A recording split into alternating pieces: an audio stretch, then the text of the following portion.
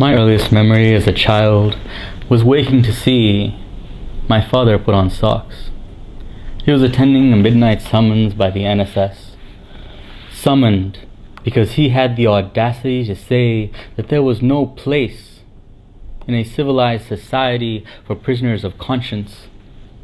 Penalized because he fought and ultimately succeeded in freeing the man who would one day become his running mate to end the 30-year autocracy beneath which we lived. Soon after, I remember a raid on my family home, where all the men of age were arrested and taken away. It would be years before I would learn of the torture that they and others faced.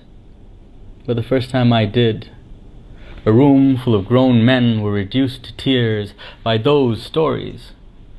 Too young to truly understand the full measure of the brutality being described, it was watching my father cry unabashedly and unreservedly. That's what stayed with me. Our lives and the events in it make up the histories of our nations. And in Geneva, at the Human Rights Council, our lives across the broad spectrum of our various countries, our lives come together to write the story of our world. It has been an honor and a privilege to have been part of writing our collective story, to have ensured that the marginalized and the disenfranchised are given voice. Over my last 8 years as a Foreign Service officer in the multilateral system, we have fermented the notion that no one can be left behind, that we are all inherently connected, and that one person's plight is the responsibility of us all, is all our culpability.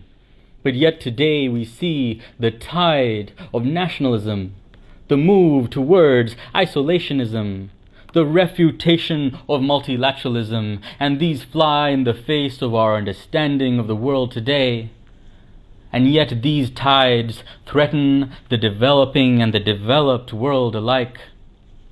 Today we see the personification of bigotry, the personification of hatred, and we know in our heart of hearts, we know that it is our duty to stand against the tide. There is no one for whom this duty falls more strongly than for SIDS. As small island developing states, we are the voice of those who are most needy. We are guided by our moral imperatives more than any other nations or groups. And we have the versatility to be the difference that we want to see, to move between north and south, between west and east, between developed and developing, to guarantee the success of our common agenda. And as I leave my post in Geneva, I do so in the certainty that my colleagues, foreign and Maldivian, those at home and abroad, those who now serve and those who will follow, will carry out our collective covenant in fulfillment of our legacy upon this planet to ensure its promulgation to further heights. And while I talk about honor and privilege and duty, it has also been a pleasure to serve.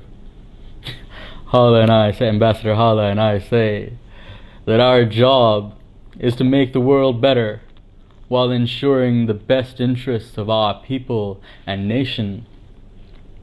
And we have, with the help of many, not alone, we have, not just in being a global advocate for good, but in serving our people in the many ways in which we do. A few years ago, there was a young woman speaking on the phone to her husband in the Maldives. She fell unconscious, but within minutes we sent her an ambulance to a small town in the heartland of America. Just last month, a girl was robbed in Istanbul, no passport, no money, no recourse, yet within a day we issued her a travel document. For the hundreds more we help, it is with my deepest gratitude that I thank our colleagues across the many line ministries that have allowed my mission to succeed. from the officers at the Immigration Department, to Economic Development, to Health, Environment, AGO, Gender, and Fisheries Ministries, and finally, of course, to our Foreign Service.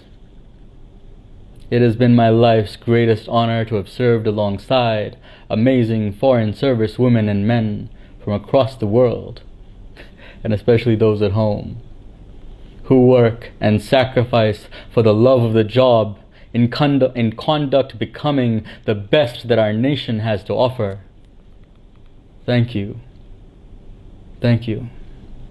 May you all have a wonderful new year, filled with joy, prosperity, and love.